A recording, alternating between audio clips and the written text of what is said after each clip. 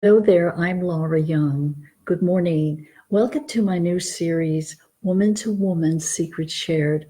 I'm hoping to meet with you every week, once a week, where I will share ideas, strategies, tips, and secrets, ways to help you feel more confident as a woman in the world and catching yourself making some small changes that will accumulatively make a major shift inside of you in terms of how you think about yourself. My focus today is it's a very small thing, but if you follow me and follow through and notice how it shows up in your life, you'll realize it has major implications in how you feel. The focus today will be on the power of the words we speak, and two words in particular. Two words that women in particular say too often and without forethought are the words, I'm sorry. Notice your way of speaking. Notice your way of handling things. How often do you say, I'm sorry? And is the situation such that you really need to be sorry? Or it's just something that you could say, I regret, I apologize, I didn't mean to inconvenience you. But sometimes I'm sorry is like an automatic. However, the words I'm sorry does have repercussions in the body. It tends to restrict us a little bit. It tends to narrow our vision of the world, and it puts us in a place of compliancy. And if you notice, men do not go around saying, I'm sorry. One day I had a client call me to cancel her appointment due to a work schedule change. And in the process of 2 minutes, she said, I'm sorry 4 times. So when she came back in, I played the message back to her and she was aghast. She said, I didn't even know how often I say I'm sorry. I know I say I'm sorry to my husband. It's been going on since we first married. I have always thought his intellect was higher than mine and his way of being in the world was more powerful. But now I do have now I do have some power in my job. I have a responsible job and I have several people that I'm responsible for. And I wonder how often I'm saying I'm sorry in the workplace.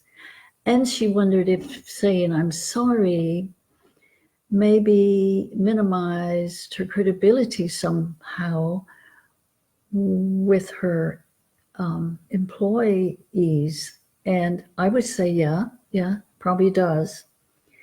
Now, one thing about change, and we all have struggles, and we're past our New Year's resolutions, and most of us have kind of weakened on our resolve. But don't get discouraged. Don't get an overwhelm if you have to make changes and think you have to make major changes and many at once.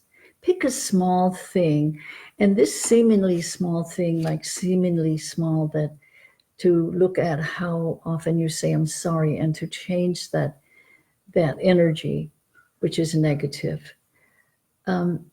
It's a small change, but if you really tackle it, become mindful and step into how it feels to say, excuse me, or I regret, or I apologize for inconveniencing you, you will feel the energy is very different than I'm sorry. I'm sorry restricts. It kind of throws us back to younger years when we said, I'm sorry, to appease somebody, to get out of a feeling of being naughty.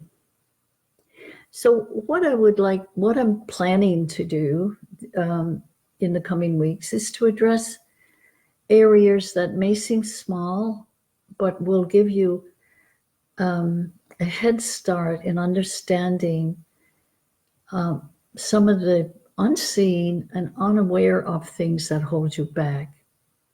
If you have some ideas you'd like me to cover, by all means, send me an email at send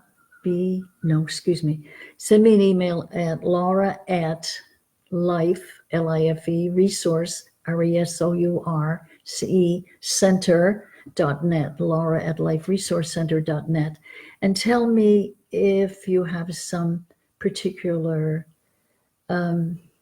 requests. Also, if you want to just leave me a message below, it will be fine. Another thing to be aware of in the power of words is that no matter what your religious orientation, most orientation admonish us to be careful what we add with I am. I am are two very powerful, powerful words. So think about adding such as, I am a strong woman. I am a creative woman. I am a woman who's going to make a difference in my life, thus the life of others. So for today, I wish you well. I hope that this has been a little nudge to start looking at some of the things we take for granted, that if we change them, although they're small, they can have seismic shifts within us. So I will look forward to talking with you again, and all the best. Bye now.